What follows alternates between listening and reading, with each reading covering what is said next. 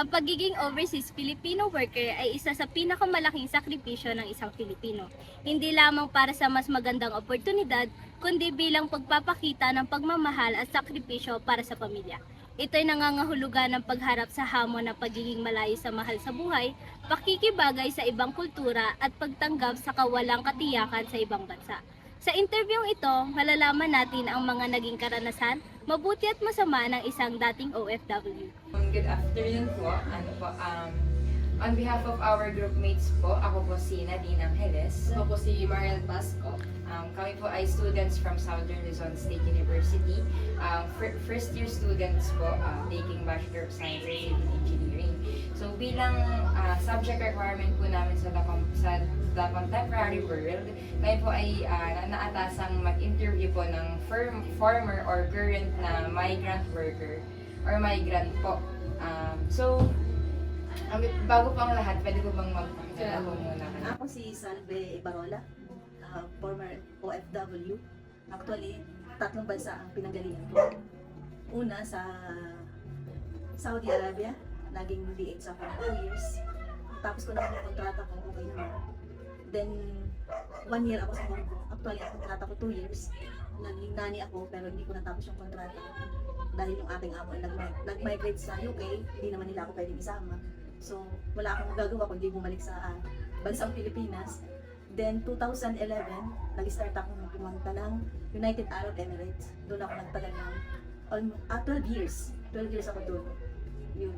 Last 2023 ako for good. Okay naman yung pag-for good dito sa Pilipinas, pero syempre mayroong mga adjustment. Kasi mas nasanay ako ng matagal sa ibang bansa.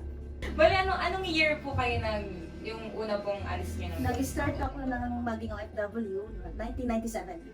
1997 that was October 1997. 27 years old ako. Pero married na ako, may dalawa na akong baby. Iniwan ko yung 2 bata. Mga baby pa sila, 3 years old yung panganay, 2 years old si Bunso. Mahirap para sa akin, syempre baby yung mga nang iwan ko. Malaking adjustment sa amin, asawa ko nang nag-alaga, tsaka yung lola nila. Natapos ko naman ng 2 years pero hindi na ako bumalik.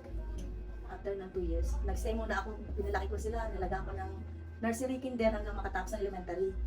Tapos nung matapos ng elementary nila, naisip uli na siguro kailangan ko uling umalis kasi mahirap ang buhay. Kumbaga, gusto kong makatulong sa asawa ko. May nag-offer sa akin ng Hong Kong. Ginrab ko yun kasi isip ko baka mas malaki kasi ang sahod noong panahon sa Hong Kong. Baka makakasadya kami ng bahay, syempre pangarap ng isang nanay. Second year na yung panganay ko, first year ng bunso. Ay pareha silang sa Lokban Academy nag-aaral. So syempre mahirap-hirap yung buhay noong panahon yun.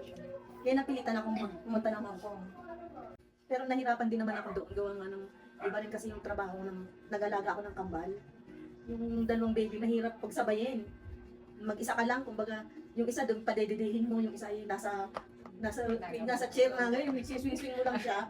Kasi para wag umiyak, double time, sabi nga. Eh, yung siguro naging rin sa akin, kaya yung 60 kg ko nung umalis ako dito, na mataba ako, bumalik ako na 49 kg na lang ako. Ganun ako lumiit. Kaya na-shock sila nung biglang lumit ako. Siguro talagang nahirapan din nga ako mag-alaga ng bata. Then, tinuloy ko yung buhay dito ng Pilipinas. Nagmamanicure ako eh. Manicurista ako. Ito po yung current na nyo ngayon? Ito yung tinapos ko ngayong kontrata. Noong panahon yun, natutunan ko naman kasi yung mga pagpa-beauty. Nung galing na ako ng Saudi, natuto ako ng mga wax. Pagluluto ng wax. Ginawa kong business dito sa Pilipinas. Eh, siguro nga, time na rin naman siguro umuwi nung panahon yun. Kaso sila magka-college naman. Kaya sabi ko ay, igagrab ko kaya yung offer sa akin naman dito sa UAE. At nagkaroon nga rin nga ng pandemic ng COVID, nagkasakit kami doon. Isa ako din sa naging malala rin yung sakit ko doon. Kala ko ikatapusan ko na rin. Kumbaga sabi nga eh, hindi ko pa siguro oras. Nakasurvive naman ako. Saka naman ako sabi ng nanay, uli ka na. Time na rin naman siguro para magpahinga ka. At kumbaga pagod na rin ako sa trabaho. Nagkakaedad na rin. 53 years old na rin ako eh. So, doon po sa, di ba, nabanggit niyo po na 3 bansa po yung doon po sa naging mga experience mo, alin po din yung mga, ano po yung mga naging, yung magandang na experience nyo, in terms po sa halimbawa sa naging, amo niyo po, sa naging performance niyo po sa inyo, trabaho, pati po sa mga naging sabi niyo. Dito sa UAE. Kasi sa UAE, malaya. Unlike sa Saudi na talagang as in, sa loob ka lang ng bahay, hindi ka pwedeng lumabas. Sa UAE, malaya ka kahit anong gusto mong gawin. Kasi Kumbaga yung oras mo, nasa sayo. Kaya nakakasamba kami, nakakatupad ako ng tungkulin ko sa church. Kasi malaya yung oras. Kasi pagkalabas mo ng duty mo, sa'yo na yun. Basta time of duty na doon ka sa trabaho.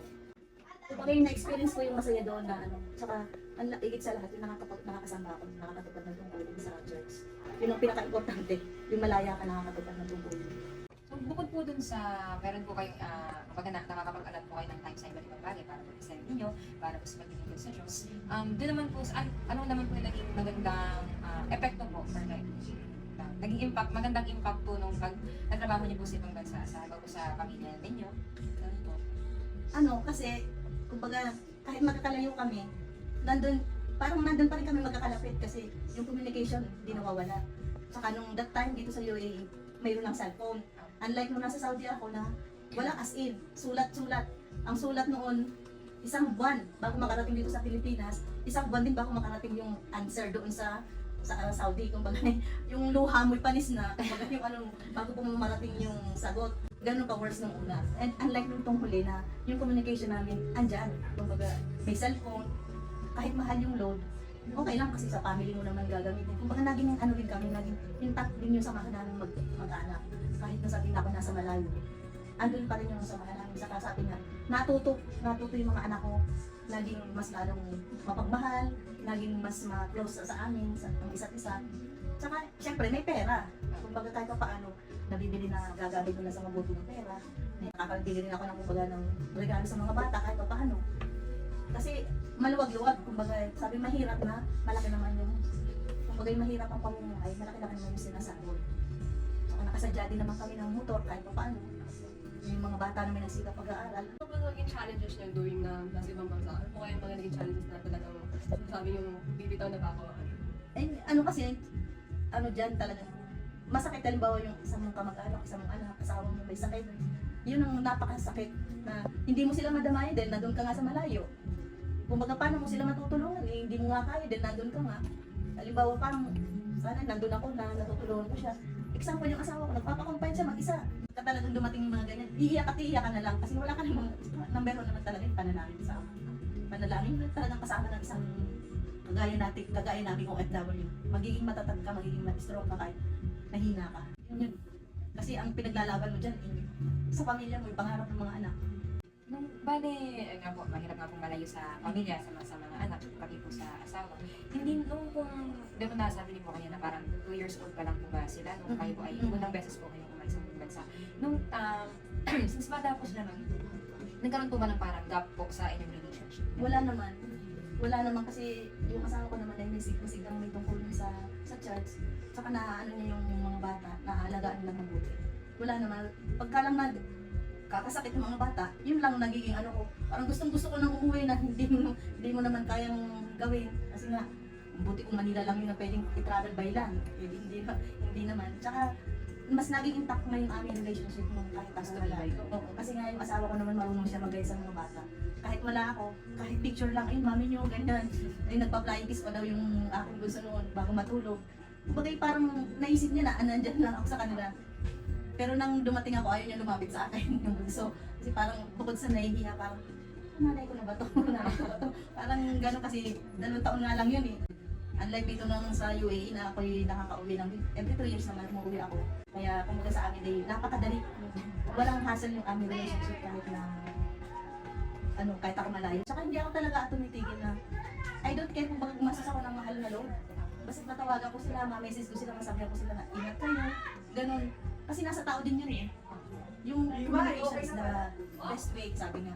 Pag yun ang communication na nawala, wala na rin. Kasi parang pinabayaan mo na yung relationship mo pagka wala ka ng communication. Hinaharap po kayo kung ano pa ay magkakaroon po magkakaroon ng nakataon na pinili ko kayo. Gugustuhin niyo po bang bumalik po sa ibang bansa or magstay na po dito sa Pilipinas? Pwede pong halimbawa ay parang titira na po sa ibang bansa, doon po sa mga hanap, sa mga napuntahan niyo na po, or mag-stay na po kayo dito sa ating bansa. Ang sa akin naman, hanggat kasama ko yung asawa ko, dito na ako sa Pilipinas. Sabi nga nung aking gusto, diyan ka na, samahan mo si tatay sa pagtanda.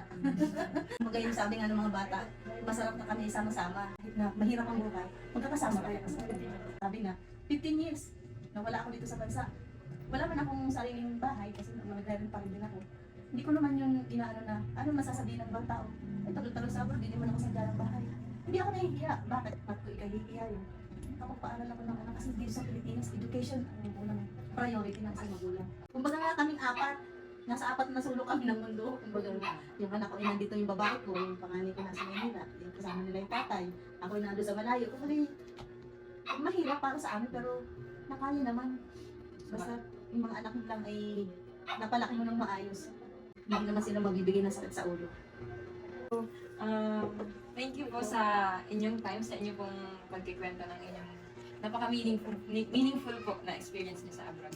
So bilang ano pa to, kita ka-appreciate. Ganun po kami. Wala, nakakaya naman. Alam nyo guys, na-realize ko lang sa interview yung ginawa natin na mahalaga pala ang pag-a-adapt sa paligid. Hindi lang sa paligid, kundi sa mga kultura ng mga tao roon at saka sa mga kanilang tradisyon. Hindi lamang doon, kundi rin sa mga kanilang mga nakasanayang bagay, di ba? Tama pre, mahirap talagang pumunta sa ibang bansa. Kaya kailangan talaga nating mag-adapt. Pagkilala sa kanilang mga kultura, pagrespeto sa kanilang mga paniniwala, at pakikisalamuha. Kaya kagaya lang kasi naman yan ng pag-aaral sa kanilang lengguwahe para makasalamuhan natin sila ng maayos. Pero saka, alam niyo bang magagamit natin yan kung sakaling magtrabaho na tayo? Kasi pag nagtrabaho tayo, ang dami nating tao makakasalamuha, iba't ibang tao, iba't ibang lugar. Kaya kung na-acknowledge natin yung mga bagay na yan, mas madali sa atin na i-fit yung sarili natin sa environment na pupuntahan natin. Pero hindi naman siguro natin yung magagawa kung walang tulong ng Diyos, di ba? Oo, so isa nga doon sa natutunan ko doon sa interview natin kay Mrs. Alvin is yung importance ng staying connected with God wherever life takes you. Kasi si God nga yung nag-guide sa atin tsaka nagsusupport sa atin. Kasi nasa ibang bansa nga tayo. Kaya nung nasa ibang bansa si Miss Alvin, nagagawa pa rin niya mag-effort gumawa ng time para makapagsamba siya kasama yung mga kapwa natin Pilipino doon. So sa tingin ko, ma-apply ko din siya in the future kapag nagtatrabaho na ako sa ibang bansa. Is kapag may mga problema ko or may needs or kung ano man, kay God ako lalapit and maglalaan ako ng oras sa kanya kahit nasaan man ako. So ikaw? Yun, na-realize ko sa interview natin kung gaano kahalaga yung communication. Na, especially kung yung magulang natin is nagtatrabaho sa abroad, hindi pa rin nawawala yung connection nila sa atin. Parang nagagampanan pa nila yung pagiging magulang sa atin. Yung sabi nga niya, nagasalbe na she doesn't care na kahit mahal yung load, basta makausap lang niya yung mga anak nila sa Tapos yun, bilang isang estudyante na nagagawa natin yung communication sa parang yun, hindi natin hinahayaan na mawala yung connection natin sa mga pamilya natin, na kahit busy tayo, nagagawa pa natin silang kamustahin, yun, makamusta lang, kahit na virtual lang, nararamdaman natin sila.